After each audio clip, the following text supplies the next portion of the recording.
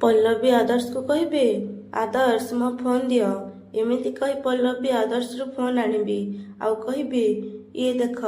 ତାପରେ ସଞ୍ଜୀବ ପଲ୍ଲବୀକୁ କହିବେ, ପଲ୍ଲବୀ ମୁଁ ଏ ଲୋକକୁ ସାଙ୍ଗରେ ଧରି ପୋଲିସ ଷ୍ଟେସନକୁ ନେଇକି ଯାଉଛି।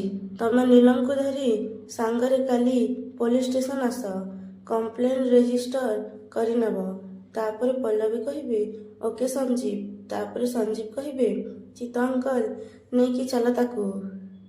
ତାପରେ ଚିତ୍ତ ଅଙ୍କଲ ପ୍ରଶାନ୍ତକୁ କହିବେ, ଏ ଚାଲ। ତାପରେ ପ୍ରଶାନ୍ତ କହିବେ, ମୁଁ ଗୋଟେ ବଡ଼ ବିଜନେସମ୍ୟାନ, ତମମାନଙ୍କୁ କାହାକୁ ଛାଡ଼ିବିନି। ମୋର ବହୁତ ବଡ଼ ବଡ଼ ଲୋକ ଚିହ୍ନା ଅଛନ୍ତି, ପସ୍ତେଇବ ତମେମାନେ।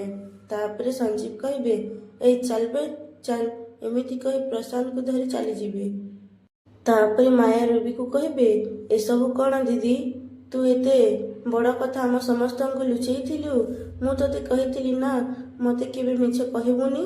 ତାପରେ ଦାଦିମା କହିବେ, ଦେଖିଲି ତ ଖାଦ୍ୟ ଚୋରଣୀ ଯେ ତୋ ଝିଅ କି ଦୁଃଖରେ ସହୁଥିଲା, କିନ୍ତୁ ତୁ ତା ଦୁଃଖରେ ସାଥୀ ନ ହେଇ ତାକୁ ରକ୍ଷାନି କରି ଧମକ ଦଉଥିଲୁ, ବାଡ଼ଉଥିଲୁ। ମା ହେଇଛୁ ତୁ, ମା। ହାଁ, ସେଇଥିପାଇଁ ତୋ ଝିଅ ତୋ ସହିତ ଏମିତିଆ ବ୍ୟବହାର କରୁଛି।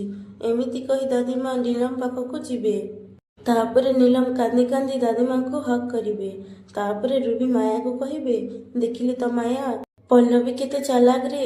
ତମ ସମସ୍ତଙ୍କ ନଜରରେ ମୋତେ ତଳକୁ ପକେଇଦେଲା। ସେ ନିଜେ ପ୍ରଶାନ୍ତ ସହିତ କଣ୍ଟାକ୍ଟ କଲା, ତାକୁ ଏଠିକି ଡକେଇ ନୀଲମ ପଛରେ ପକେଇଦେଲା। ଆଉ ତାପରେ ବଡ଼ ଚାଲାକରେ ନୀଲମକୁ ଆଉ ମୋତେ ତମ ସମସ୍ତଙ୍କ ନଜରରେ ତଳେ ପକେଇଦେଲା। ନିଜେ ସବୁ କ୍ରେଡିଟ୍ ନେଇଗଲା। ଦେଖ ମାୟା, ଦେଖ ତୋ ବୋହୂ କେତେ ବଡ଼ ଶୈତାନ ଦେଖ। ତାପରେ ମମତା ରୁବିକୁ କହିବେ, ରୁବି ଦିଦି, ଆପଣ ନିଜ ଦୋଷକୁ ଘୋଡ଼େଇବାକୁ ଯାଇ ଆପଣ ପଲ୍ଲବୀ ମୁଣ୍ଡ ଉପରେ ଦୋଷ ଲଦି ଦିଅନ୍ତୁନି। ପଲ୍ଲବୀ ନିଜେ କଷ୍ଟ ସହିବ ପଛେ, ଏମିତି ନିଜ କାମ ସେ କେବେ ବି କରିପାରିବନି। ତାପରେ ରୁବି କହିବେ, ହଁ ହଁ ପଲ୍ଲବୀ କେତେ ଭଲ ସେ କଥା ଏଠି ଜଣା ପଡ଼ି ଯାଉଛି। ତାପରେ ନୀଲମ କହିବେ, ବାସ୍ ମାମା, ବହୁତ ହେଇଗଲା। ତମେ ବିନା ଦୋଷରେ ପଲ୍ଲବୀଙ୍କୁ ବ୍ଲେମ୍ କରିବାକୁ ଚେଷ୍ଟା କରନି। ଏଥିରେ ତାର କିଛି ଦୋଷ ନାହିଁ।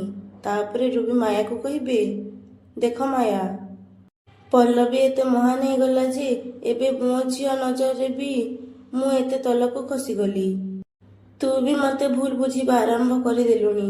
ଆରେ ଏଇ ତ ହେଉଛି ପଲ୍ଲବୀର ଚାଲ, ଯାହା ତୁ ଦେଖୁଛୁ ଶୁଣୁଛୁ, ହେଲେ କିଛି ବି ବୁଝିପାରୁନୁ। ତାପରେ ଆନନ୍ଦ କହିବେ, ବସ୍ ରୁବି ଦିଦି ବସ୍। କିଏ ଭଲ ଲୋକ ଆଉ କିଏ ଚାଲ କରୁଛି ଏ କଥା ସମସ୍ତେ ବୁଝି ସାରିଲେଣି।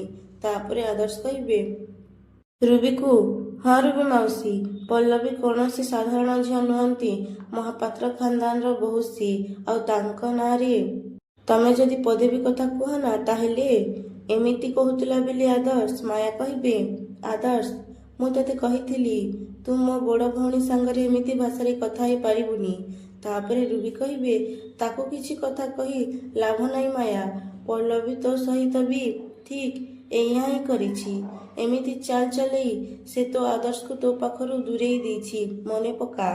ତାପରେ ମମତା ମାୟାକୁ କହିବେ, ଦିଦି, ତମେ ରୁବି ଦିଦିଙ୍କ କଥାରେ ପଡ଼ନି।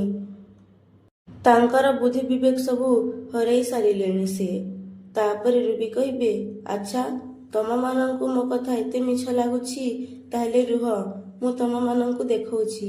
ଏମିତି କହି ରୁବି ଉପରକୁ ଯିବେ ଆଉ ଗୋଟେ ପେପର ଆଣିବେ ଆଉ ମାୟାକୁ କହିବେ, ନେ ମାୟା ଦେଖ ୟାକୁ। ତାପରେ ମାୟା ସେ ପେପରକୁ ନେଇ ପଢ଼ିବେ ଆଉ କହିବେ, ଇଏ ତ ଶମ୍ଭୁ ମର୍ଡର କେସ୍ର ପ୍ରିଲିମିନାରୀ ହାରି। ତାମାନେ? ତାପରେ ଦାଦିମା କହିବେ, ତାମାନେ ଆଦର୍ଶ ଏ ଯାଏଁ କେସ୍ରୁ ପୁରାପୁରି ନିର୍ଦ୍ଦୋଷ ବୋଲି ପ୍ରମାଣିତ ହେଇନି। ତାପରେ ରୁବି କହିବେ, ହଁ, ଆଦର୍ଶ ଏବେ ବି ପୁରାପୁରି ନିର୍ଦ୍ଦୋଷ ନୁହେଁ ମାୟା। ଶମ୍ଭୁ ମର୍ଡର କେସ୍ର ପ୍ରିଲିମିନାରୀ ହାରି ଏବେ ହବ।